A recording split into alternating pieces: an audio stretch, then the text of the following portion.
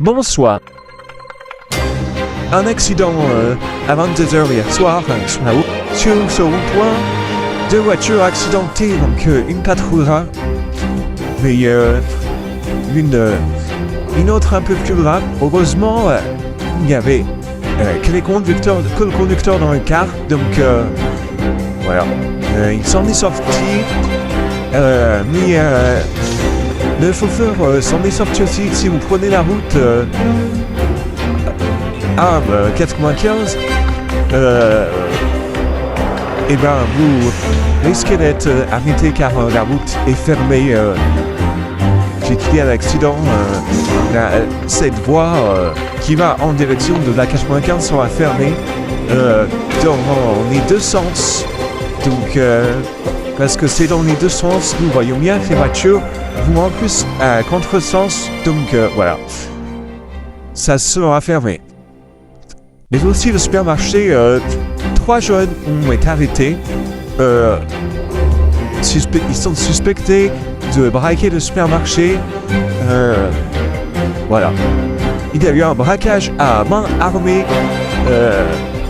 dans un autre magasin. Nous verrons quelques images.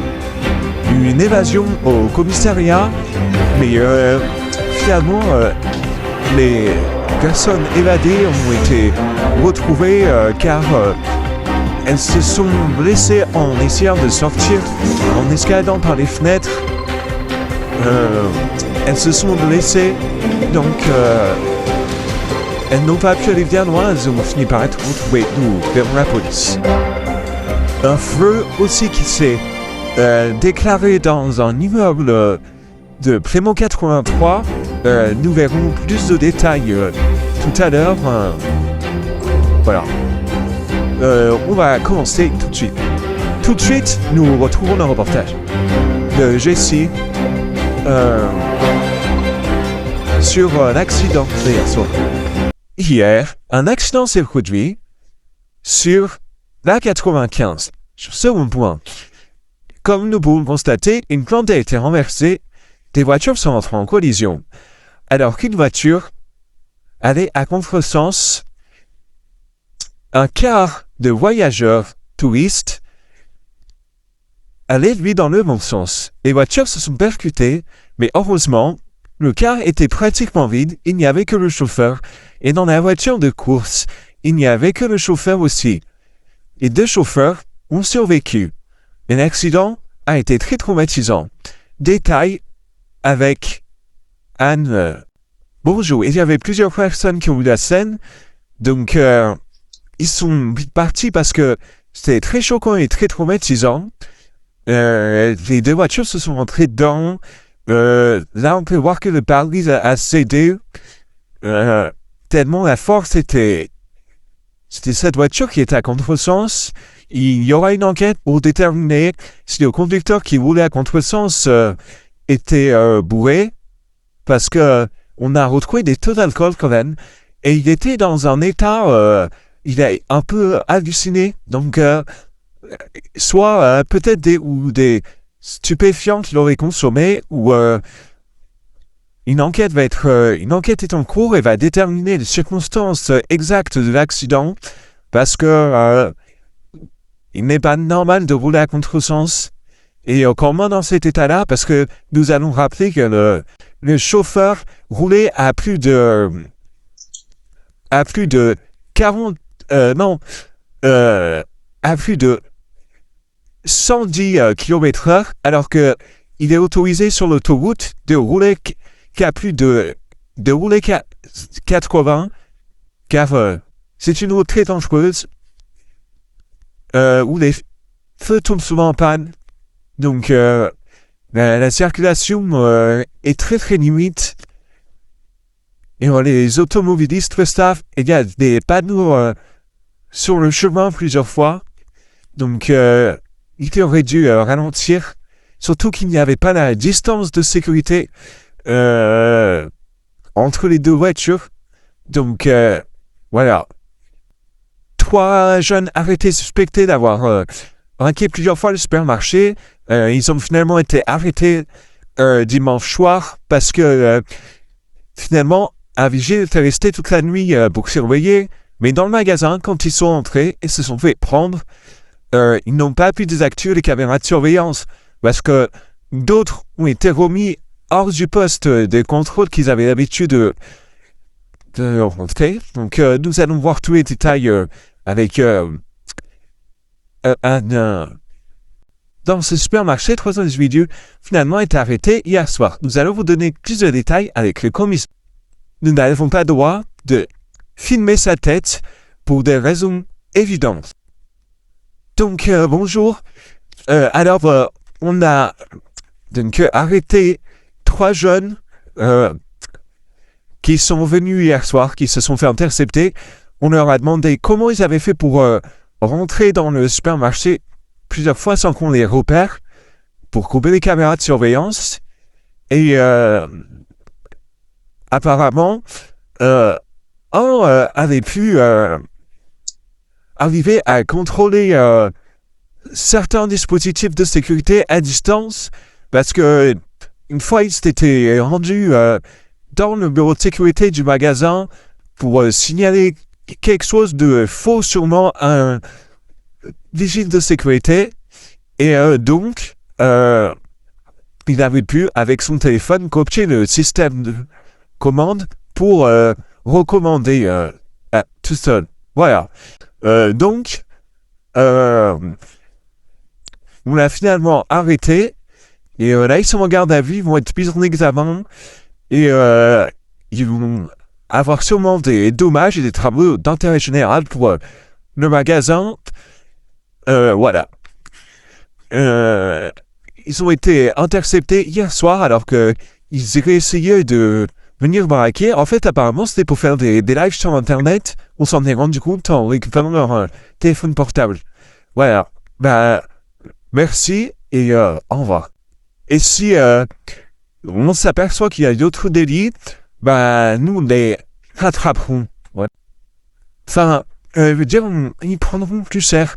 Parce que là, on n'a pas tout examiné sur leur téléphone, donc j'espère que j'ai pu renseigner. Et maintenant, retrouvons notre reporteuse sur le magasin braqué à main armée. Ici, dans cette petite boutique à la sauvage, il y avait des fleurs. Une fleuriste qui avait l'habitude de vendre à la sauvage que nous allons interviewer tout à l'heure s'est fait braquer hier à main armée. Tout de suite, nous l'interviewons. Hier, je vendais comme tous les jours, et là, je me suis fait braquer. Ils m'ont dit Madame, donnez-nous la caisse, sinon on vous descend tous les clients. Et du coup, j'ai exécuté. Il y a des clients qui ont filmé. Ils leur ont dit, si vous appelez la police, vous faites quoi que ce soit, nous on tue tout le monde et vous serez mort. Donc c'est pas la peine d'appeler la police. Soit vous me laissez partir. Donc là il y a des gens qui ont filmé, mais le problème c'est que moi comme c'est une boutique à la sauvage, de toute façon je serai pas remboursée. Donc là j'ai dit je vais faire venir la presse.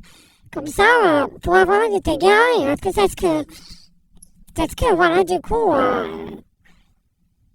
voilà. C'était juste pour montrer un peu. Là, il n'y a plus rien, la boutique, elle est vide. Et en tout cas, avant, il y avait la caisse, il y avait des fleurs. Je voulais même changer de boutique. Mais, pour mettre dans une boutique plus grande. Mais là, je peux plus, puisque de toute façon, tout est complètement foutu. Donc, c'est même plus la peine. Voilà, franchement, en plus, je vais devoir licencier tous les employés parce que j'ai plus de sous, faut que j'en fasse tout, que j'en fasse tout. Et puis, là, il y a des choses qui étaient quand même un peu endommagées. Ça va pas, quoi. On peut pas travailler comme ça. Enfin, moi, je peux pas travailler dans ces conditions, donc je vais être obligée de changer des trucs et de refaire des trucs. Voilà. Merci d'être venu. Au revoir. Tout de suite, nous allons au commissariat pour comprendre ce qui s'est passé, car plusieurs individus se sont évadés. Donc, le problème, c'est qu'en fait, il y a 2 co-détenus qui se sont évadés hier. Bon, on les a retrouvés parce qu'en fait, ils ont réussi à passer par la fenêtre, mais ils se sont pété les côtés et les jambes, donc ils n'ont pas pu aller bien loin. Ils ont fini par être rattrapés. Mais le truc, ça veut dire que du coup, c'est pas assez sécurisé s'ils peuvent s'évader. Alors que pourtant, sauvaille le plus souvent possible, c'est vraiment embêtant, quoi. Donc, j'espère que ça recommencera plus. Là, avant de laisser les portes ouvertes, maintenant, faut sonner pour rentrer dans le commissariat. Et puis rentrer comme ça, voilà.